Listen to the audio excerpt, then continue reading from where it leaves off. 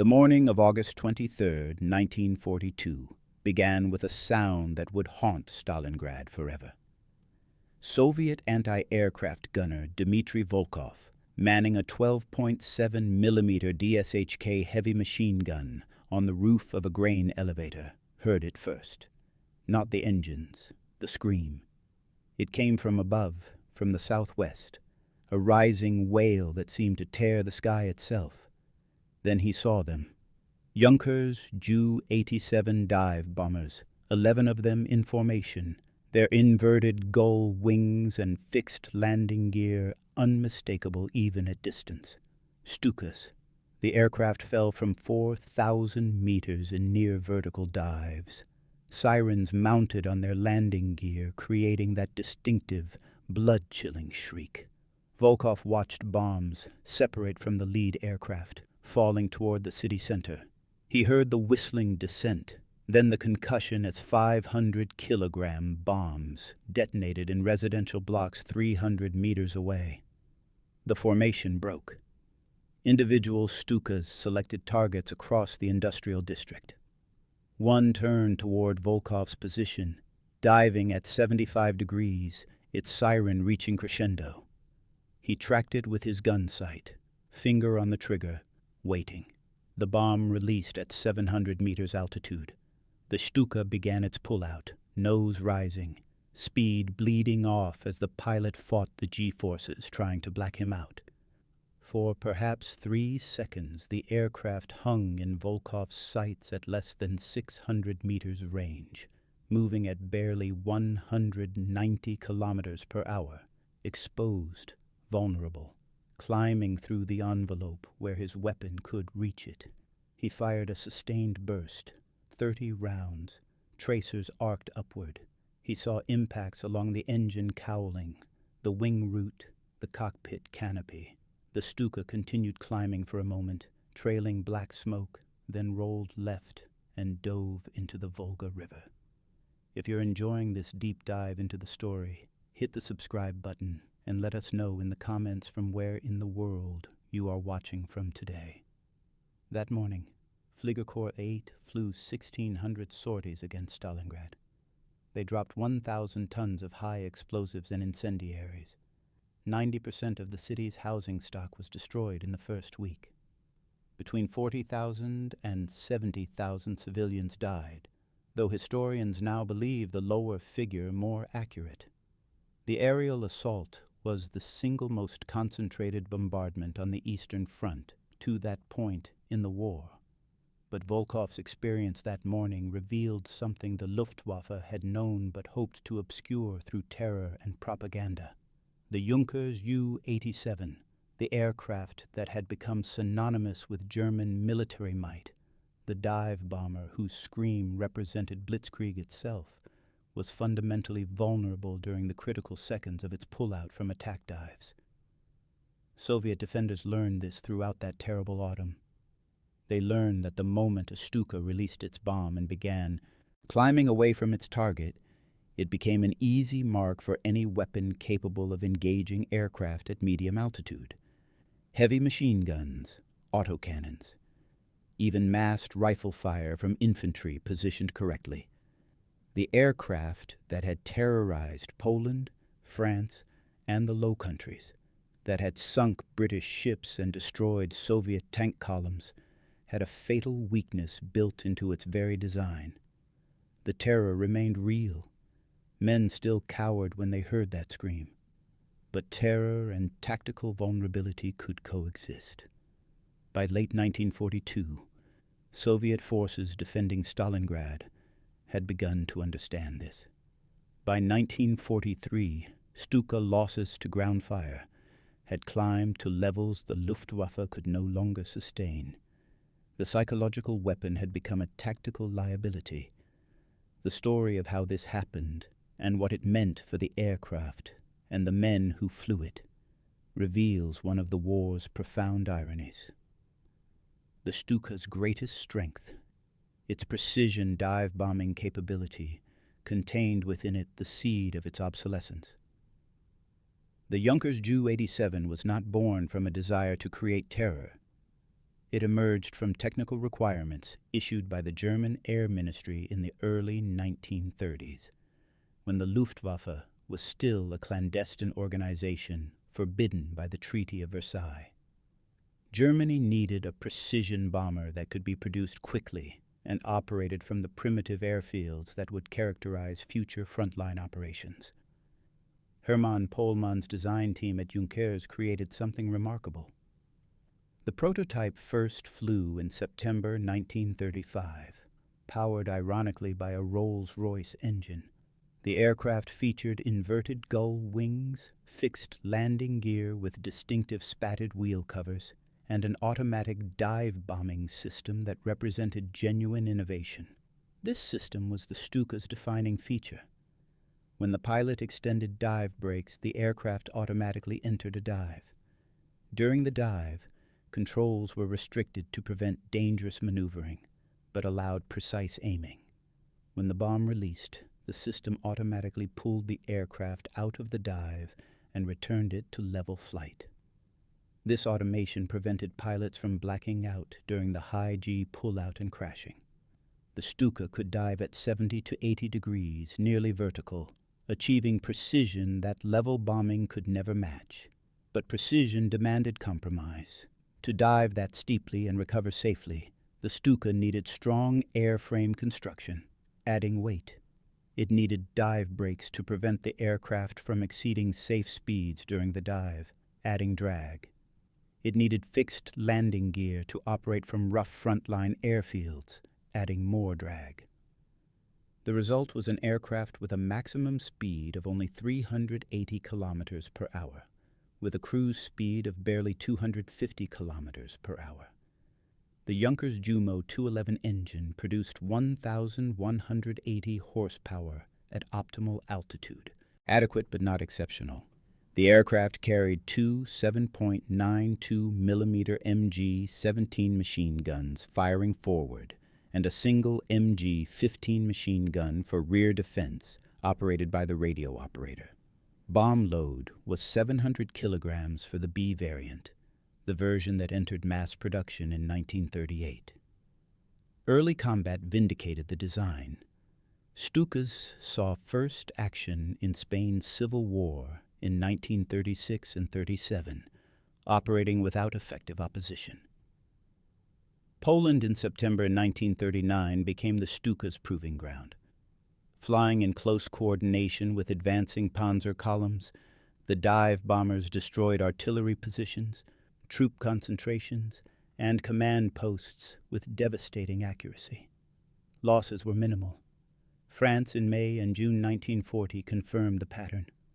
On May 13, 1940, Stukas attacked French positions at Sedan, supporting the breakthrough across the Meuse River.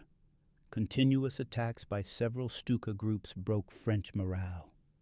Soldiers cowered in trenches as bombs fell with precision, the scream of the sirens, officially called Jericho trumpets, adding psychological pressure to physical destruction.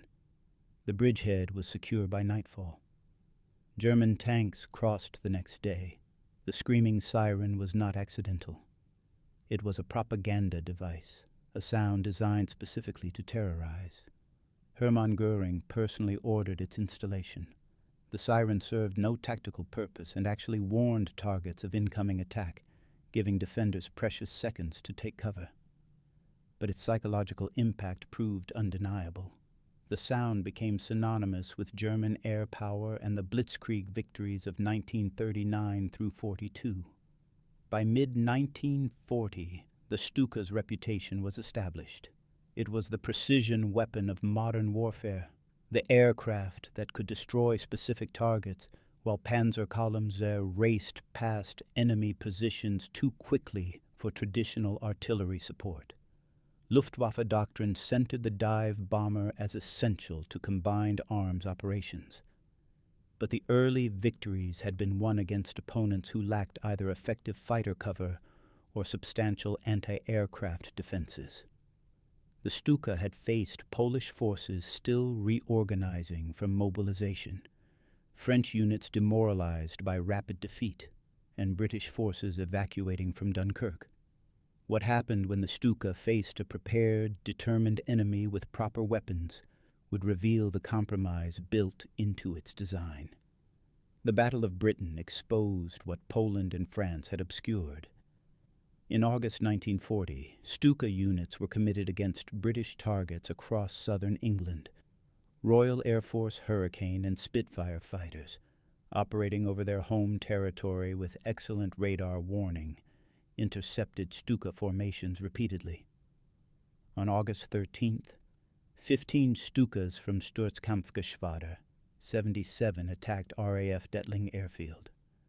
British fighters caught them during their dive. Recovery. 9 Stukas were shot down in minutes. On August 15, Stukas attacked targets in northeast England. 12 were destroyed. On August 18, a formation attacking RAF Thorney Island lost 16 aircraft. The losses were catastrophic. Stuka units suffered 40% casualties in a single week.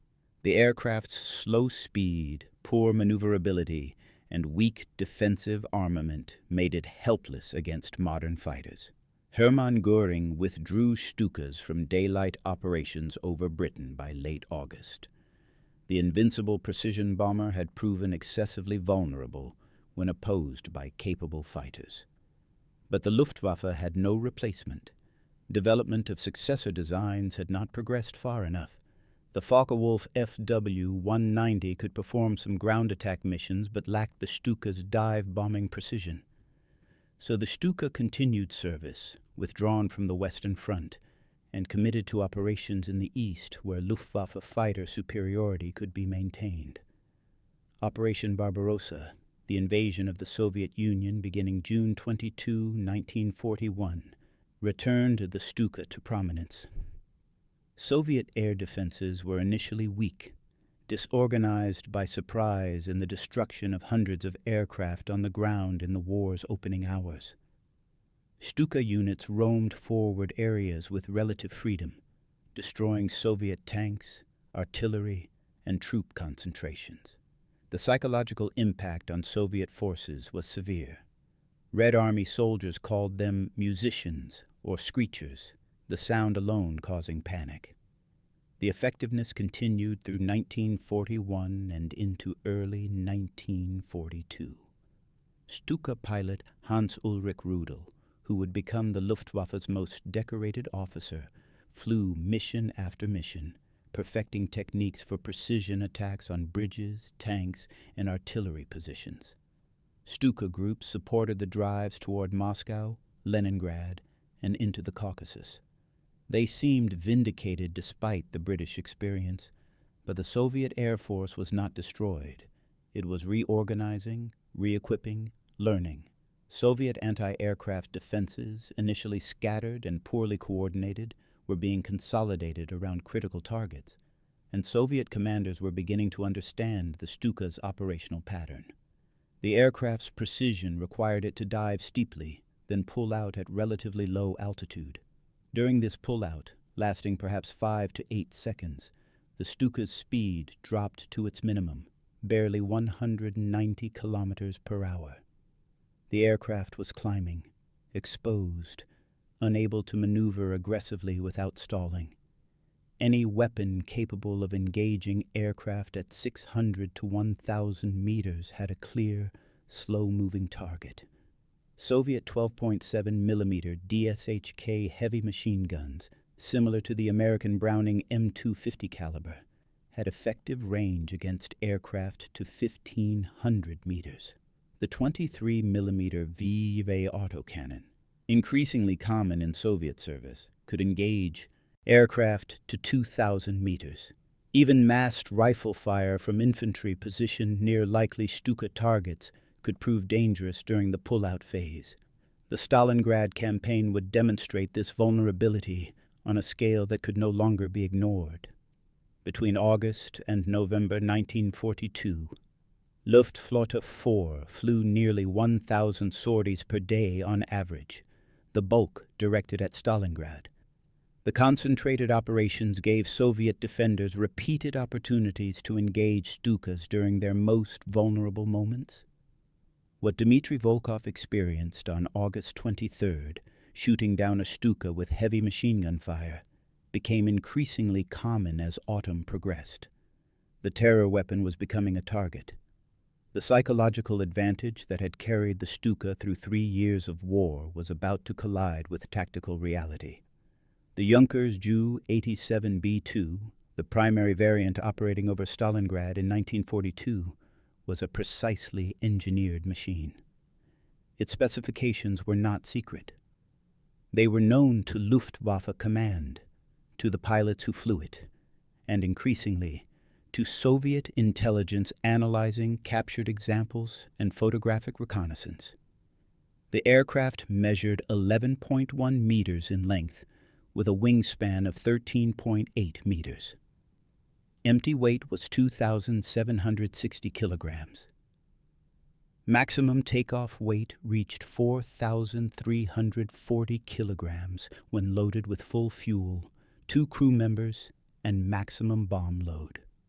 This gave the aircraft a power-to-weight ratio that was marginal at best, particularly at the low altitudes where it operated over the Eastern Front. The Junkers Jumo 211J engine, a 12-cylinder inverted V liquid-cooled design, produced 1,180 horsepower at 2,600 revolutions per minute. At sea level, this gave the Stuka a maximum speed of 380 kilometers per hour in level flight, but the fixed landing gear, necessary for operating from improvised airstrips, created significant drag. The dive brakes, crucial for controlling descent speed during attack runs, added more drag when deployed.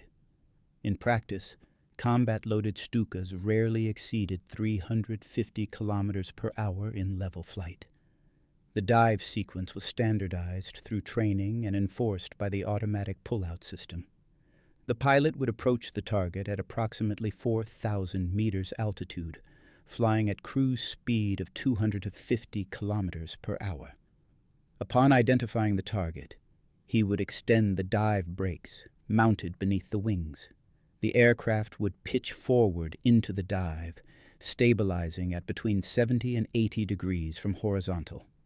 During the dive, airspeed would build to approximately 600 kilometers per hour, the maximum the airframe could safely sustain. The pilot would use a contact altimeter to determine bomb release altitude, typically between 700 and 450 meters depending on the target and bomb type. When the bomb released, it was automatically swung forward on a crutch mechanism to clear the propeller arc. Simultaneously, the automatic system initiated pullout. This pullout was where the fundamental vulnerability emerged. The aircraft had to convert its diving speed into altitude, while avoiding excessive G-forces that would cause structural failure or pilot blackout. The system managed this by limiting the rate of pitch change, creating a relatively gentle curve from dive to climb. But gentle curves take time and distance. From bomb release at 700 meters altitude until the aircraft leveled out, typically between 1,500 and 2,000 meters altitude, the Stuka was climbing through the most dangerous envelope. Its speed dropped rapidly as kinetic energy converted to potential energy. By the time the aircraft passed through 1,000 meters altitude in its climbing recovery, airspeed had bled off to approximately 190 kilometers per hour. At this speed and altitude, the Stuka was within the engagement envelope of virtually every anti-aircraft weapon in the Soviet inventory. The standard 12.7mm DSHK heavy machine gun, firing 54 rounds per minute with a muzzle velocity of 850 meters per second, could engage aircraft to 1,500 meters altitude. The weapon fired armor-piercing incendiary rounds that could penetrate 12 millimeters of armor at 500 meters range. The Stuka's armor protection was minimal. The pilot sat behind an 8mm armored plate protecting his back and head from rear attacks. The windscreen was 50mm armored glass. But the aircraft's sides, belly, and engine cowling had no armor. The cooling system, essential for the liquid-cooled engine, was particularly vulnerable. A single hit that penetrated a coolant line would cause the engine to overheat and seize within minutes. The radio operator in the rear seat had even less protection. His primary weapon, the MG-15 machine gun, fired 7.92 millimeter rounds, effective against soft targets but inadequate for suppressing heavy anti-aircraft positions. He sat in an exposed position, his only armor the same 8 millimeter plate protecting the pilot's back, which did nothing to shield him from ground fire during the dive or pullout. Soviet anti-aircraft crews were trained to exploit this vulnerability. Fire discipline emphasized waiting until the Stuka committed to its dive. Engaging too early merely warned the pilot and gave him opportunity to break off the attack. But once the dive began, once the aircraft was committed to its attack run, the pilot could not maneuver. He had to maintain the dive to achieve accuracy, then trust the automatic system to pull him out. September 14, 1942, marked a critical moment in Stalingrad's defense. German ground forces had pushed into the city's center, capturing approximately 90% of the urban area. Soviet defenders clung to narrow strips along the Volga River, their backs literally against the water. The 62nd Army under General Vasily Chuikov held scattered strong points in factory districts and residential blocks, supplied only by ferry across the river under constant German fire. Luftwaffe command ordered maximum effort against Soviet positions. Fliegerkorps VIII, under General Wolfram von Richthofen, could deploy approximately 400 aircraft, including dive bombers, fighters, and medium bombers. The Stuka groups, Sturzkampfgeschwader 2 and 77, received orders to attack Soviet positions in the Krasnaya Barakadi factory district where Soviet resistance threatened German advances. The attacks began at 0630 hours. Formations of 12 to 15 Stukas approached from the west, climbing to attack altitude over German-held territory before turning east toward their targets. Soviet observers reported aircraft movements immediately. Anti-aircraft batteries prepared.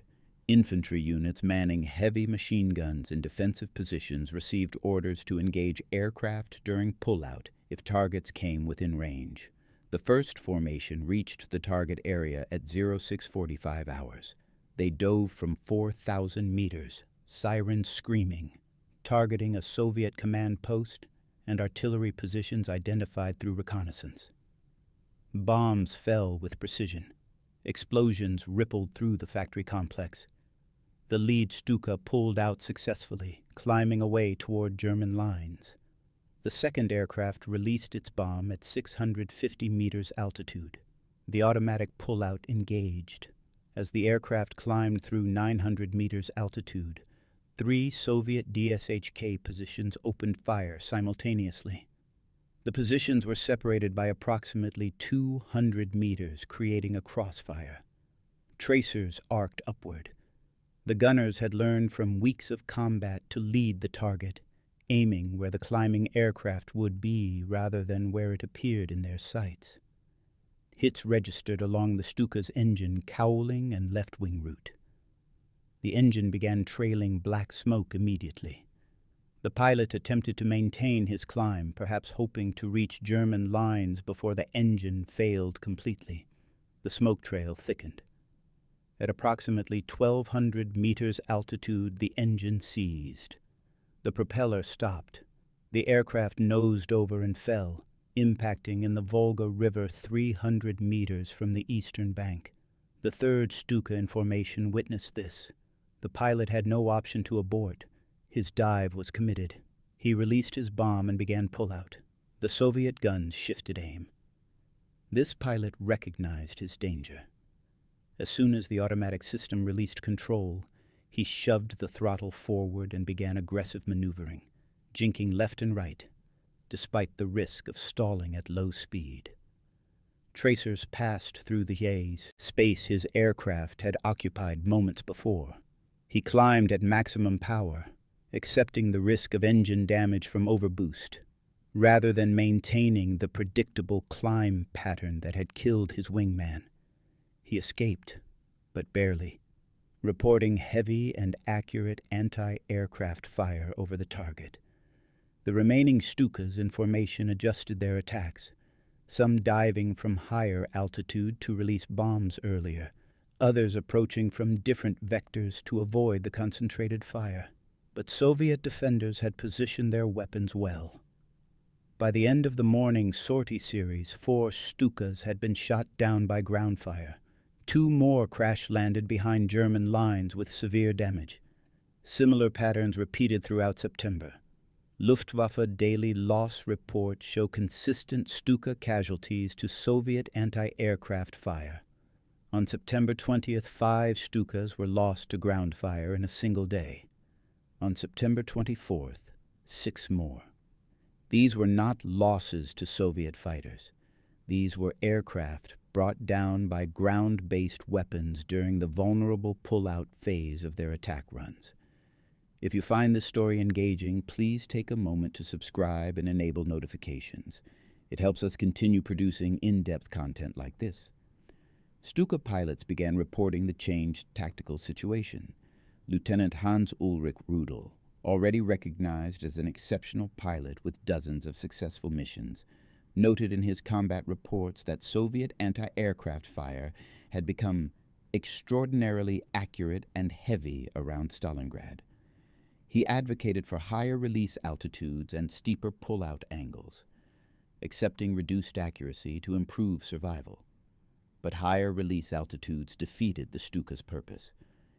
The aircraft existed to provide precision bombing. Releasing from 1,000 meters instead of 600 reduced accuracy significantly, making the Stuka no more effective than conventional medium bombers that could operate at safer altitudes. The aircraft was trapped by its own design parameters. The recognition came gradually, then all at once. Stuka crews had known since the Battle of Britain that their aircraft was vulnerable to modern fighters. That was accepted reality. Operations were planned around fighter escort and air superiority, but vulnerability to ground fire during attack runs represented a different problem, one with no tactical solution. A fighter could be avoided through timing, weather, or escort, but ground defenses surrounded every target. To attack meant exposing the aircraft during pullout. There was no alternative. The entire purpose of the Stuka, its precision dive bombing capability, required diving to low altitude, pulling out in a predictable pattern, and climbing through the envelope where ground weapons could engage. Luftwaffe Command attempted several modifications. Some units experimented with smoke generators that would obscure the aircraft during climb-out. The smoke revealed the aircraft's position more effectively than hiding it. Others tried varying dive angles and pull-out altitudes. Shallower dives reduced exposure time but also reduced accuracy. The fundamental problem remained unsolvable within the aircraft's design parameters. Production figures reveal the institutional recognition of this reality. In 1940, Germany produced 603 Ju-87 dive bombers. In 1941, production increased to 876 aircraft, supporting the expanded Eastern Front operations.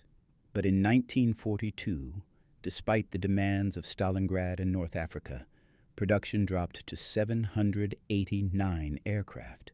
In 1943, production fell further to just 616 aircraft. These were not random fluctuations. The Luftwaffe was deliberately reducing Stuka production while increasing output of other aircraft types. Focke-Wulf FW. 190 production climbed from 228 aircraft in 1940 to 998 in 1942. Messerschmitt Me. 109 fighter production increased from 1,868 in 1940 to 4,188 in 1942. The reallocation was clear. Resources were shifting away from the dive bomber toward fighters and fighter bombers that could defend themselves. The Stuka had become a specialized weapon for specific circumstances rather than the universal precision bomber doctrine had envisioned. By late 1942, Stuka units were withdrawn from the most heavily defended areas and reassigned to secondary fronts where Soviet air defenses were weaker. In the Stalingrad sector, Stuka sorties decreased from hundreds per day in August and September to dozens by November, as ground forces completed the encirclement and Luftwaffe priorities shifted to transport operations attempting to supply the trapped Sixth Army.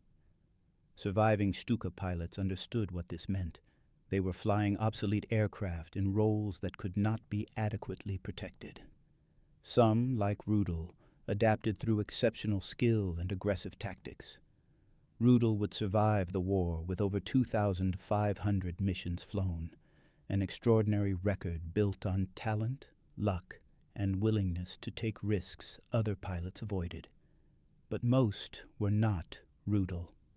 Most were competent pilots flying predictable attack patterns in slow aircraft against increasingly capable defenses. Their survival depended on factors beyond their control. Whether Soviet anti-aircraft crews were positioned near their targets, whether ammunition supplies were adequate for sustained fire, whether Soviet fighters were operating in the area. The psychological impact on these pilots was profound. They had trained for years on an aircraft they were told represented the future of precision warfare. They had achieved remarkable results in Poland, France, and the early Eastern Front campaigns. But by late 1942, climbing into a Stuka meant accepting significant risk for increasingly marginal results. Combat reports from this period show increasing stress indicators. More pilots reported mechanical issues requiring early return to base. More formations broke off attacks when encountering heavy fire rather than pressing through to target. Unit cohesion suffered as experienced pilots were lost and replacements arrived with insufficient training. The terror weapon had become a liability. The scream that once represented German air superiority now marked a vulnerable target climbing predictably through an envelope where ground fire could reach it. The irony was complete. By January 1943, the Stalingrad campaign had ended in catastrophic German defeat. The Sixth Army surrendered on February 2nd. 91,000 survivors marching into Soviet captivity. Luftwaffe 4 had lost over 488 aircraft during the campaign, including 124 dive bombers. Many were Stukas, destroyed not in dramatic air combat but by ground fire during routine attack missions. The loss rate was unsustainable. Stuka production could not replace combat losses while simultaneously equipping new units. Existing Stuka groups were consolidated, disbanded, or converted to other aircraft types. Sturzkampfgeschwader. 2, one of the Luftwaffe's most experienced dive bomber wings, began receiving Focke-Wulf FW-190 fighter bombers in spring 1943. The transition acknowledged what operational reality had already demonstrated. The specialized dive bomber had become a liability.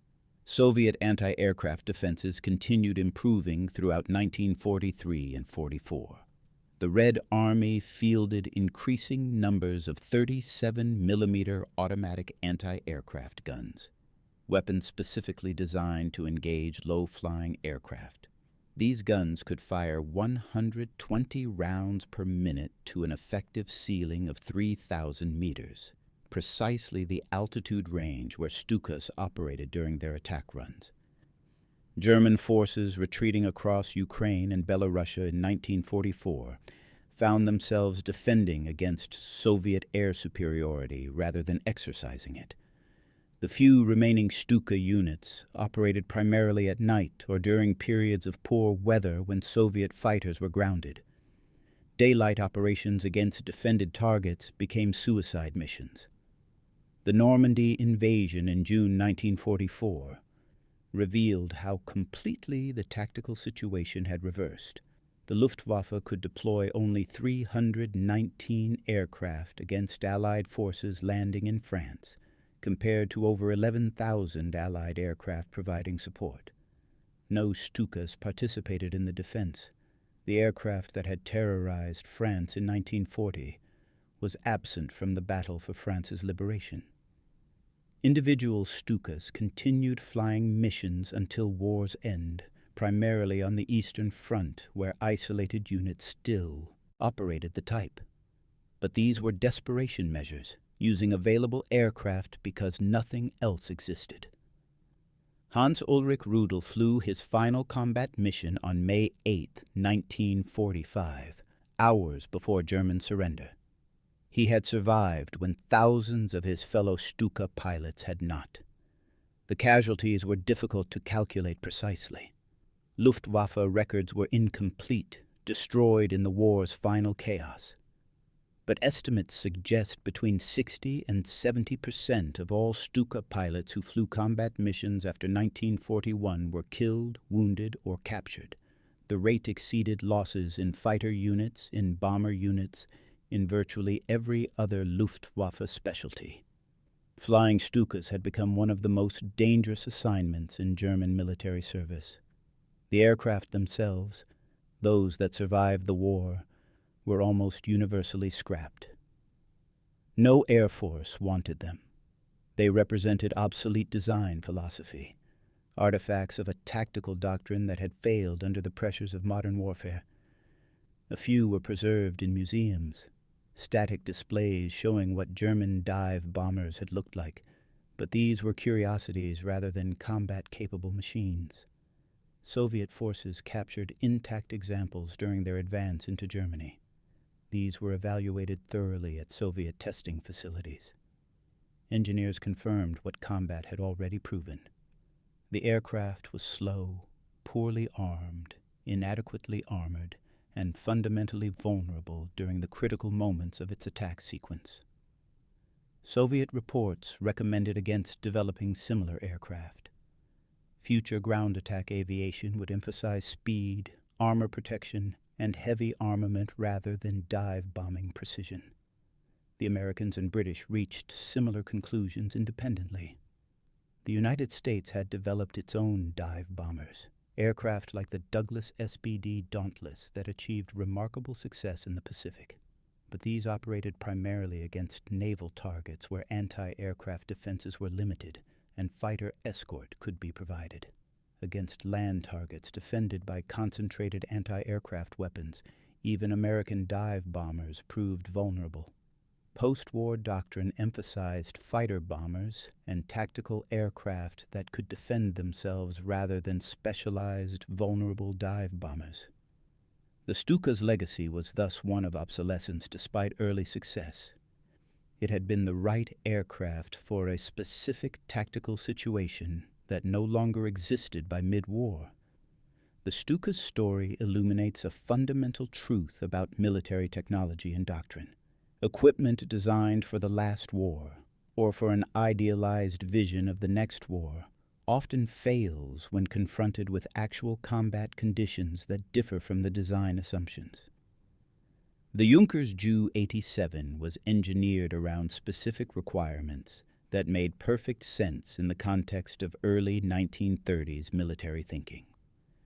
Germany envisioned future conflicts as rapid, mobile operations, where precision air support would enable ground forces to penetrate enemy defenses and exploit breakthroughs before the enemy could react. This required aircraft capable of destroying specific targets like bridges, artillery positions, and command posts with accuracy that level bombing could not achieve. The dive bomber concept answered this requirement perfectly. Poland, France, and the Low Countries validated the doctrine. German forces achieved stunning victories through combined arms operations, where Stukas provided the precision firepower that allowed tanks and motorized infantry to maintain momentum. The psychological impact of the Siren added unexpected benefits, terrorizing defending forces and accelerating their collapse. By mid-1940, the Stuka appeared to be one of the war's most successful weapon systems. But the doctrine contained hidden assumptions that proved incorrect when circumstances changed. It assumed air superiority could be maintained over target areas, protecting the vulnerable dive bombers during their attack runs. It assumed enemy anti-aircraft defenses would be scattered and poorly coordinated. It assumed that wars would be short, decided by initial campaigns before equipment could be replaced or tactics adjusted. The Battle of Britain shattered the first assumption. The Stalingrad campaign shattered the second. And the war's length, stretching from 1939 to 1945, eliminated any possibility of the third.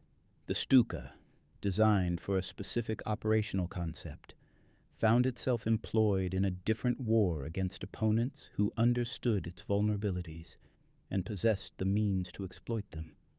This pattern repeated across multiple weapon systems and tactical doctrines during World War II. The French Maginot Line represented massive investment in fortifications designed to prevent a repeat of World War I's trench warfare. German forces simply went around it through Belgium, rendering the entire system irrelevant. British and American heavy bombers were designed to conduct precision daylight bombing against industrial targets.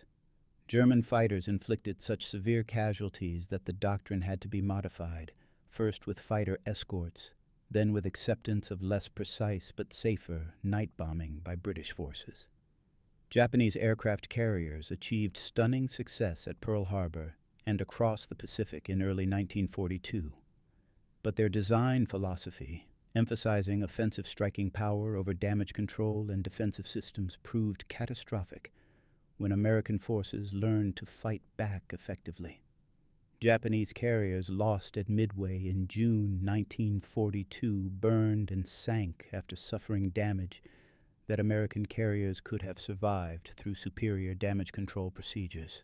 The Soviet T-34 tank combined excellent armor, firepower, and mobility, arguably the best medium tank design of the war. But Soviet doctrine initially employed them in penny packet deployments that allowed German forces to defeat them in detail. Only after learning through brutal combat experience did Soviet forces develop the massed tank tactics that made the T-34 devastating in the war's later years. In each case, the technology alone did not determine outcomes. The interaction between technology, doctrine, enemy capabilities, and actual combat conditions created results that no pre-war planning had anticipated. The Stuka represented an extreme example because its design was so specialized. It could perform one mission exceptionally well: precision dive bombing against lightly defended targets under conditions of air superiority. When any of those conditions failed to exist, the aircraft became a liability rather than an asset. Its slow speed made it vulnerable to fighters. Its predictable attack pattern made it vulnerable to ground fire. Its specialized design meant it could not be effectively employed in alternative roles, the way multi-role fighters could adapt to changing circumstances. That distinctive scream, the Jericho trumpet that announced Stuka attacks from Poland to Stalingrad, was removed from most aircraft by late 1943. The sirens served no tactical purpose. They warned targets of incoming attack, giving precious seconds to take cover. They were purely psychological weapons, designed to terrorize through sound. But by 1943, the psychology had shifted. Soviet soldiers no longer panicked at the sound. They had learned through repeated experience that the screaming aircraft was vulnerable, that it could be engaged with conventional weapons during its predictable pull-out climb, that survival was possible through training and proper defensive fire. The terror had evaporated, replaced by tactical understanding. German maintenance crews began removing the sirens to reduce drag and increase speed slightly. The modification gained perhaps 15 or 20 kilometers per hour, not enough to matter tactically but symbolically significant. The Luftwaffe was abandoning the psychological warfare aspect because it no longer worked. The admission was implicit but clear. The Stuka's greatest weapon had been fear, and fear had proven insufficient when enemies learned to fight back effectively. Dmitri Volkov, the Soviet anti-aircraft gunner who shot down a Stuka on August 23, 1942, survived the Stalingrad campaign. He was wounded in October by German artillery but recovered and returned to service. His unit defended against German air attacks throughout the autumn and winter. By his account, recorded in post-war interviews, his crew destroyed or damaged 7 aircraft during the Stalingrad battle, 5 of them dive bombers caught during pullout from attack runs. He described the experience not as heroic but as mathematical. The aircraft had to climb through a specific altitude range at a predictable speed. If his gun was positioned properly and had adequate ammunition, engaging the target was simply a matter of lead calculation and sustained fire. The mystique dissolved once you understood the geometry. The screaming terror became a target problem with a known solution.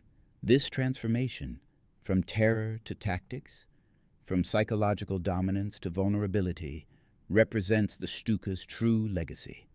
It demonstrates how psychological weapons lose effectiveness once adversaries understand their mechanisms and develop counters. It shows how specialized equipment, however excellent within its design parameters, becomes obsolete when those parameters no longer match battlefield reality. The Junkers Ju-87 was not a bad aircraft within its intended role. It was precisely engineered for specific tactical requirements. Pilots who flew it in appropriate conditions achieved remarkable results. But warfare evolved faster than the aircraft could be replaced or modified. What worked in Poland in 1939 failed in England in 1940 and became suicidal over Stalingrad in 1942. The crews who flew Stukas in those later campaigns were not less skilled or courageous than their predecessors who achieved victories in the war's early years. They were operating the same aircraft against different opponents under different conditions. The tactical environment had changed. The aircraft had not. Standing in the ruins of Stalingrad after the battle, examining destroyed Stukas scattered across the battlefield, Soviet soldiers could see the evidence of this obsolescence. Holes punched through thin armor by 12.7 millimeter bullets, engines seized from coolant system damage, wings shredded by autocannon fire. These were not formidable weapons destroyed by superior technology. These were vulnerable aircraft destroyed by conventional defensive weapons properly employed. The terror weapon had become a target. The scream that once paralyzed defenders had become the sound announcing an opportunity for successful defensive fire. And in that transformation lies perhaps the most important lesson of the Stuka's wartime service, that psychological advantage, tactical surprise, and technological superiority are all temporary conditions that capable enemies will eventually overcome through experience, adaptation, and properly applied force. Thank you for watching. For more detailed historical breakdowns, check out the other videos on your screen now and don't forget to subscribe.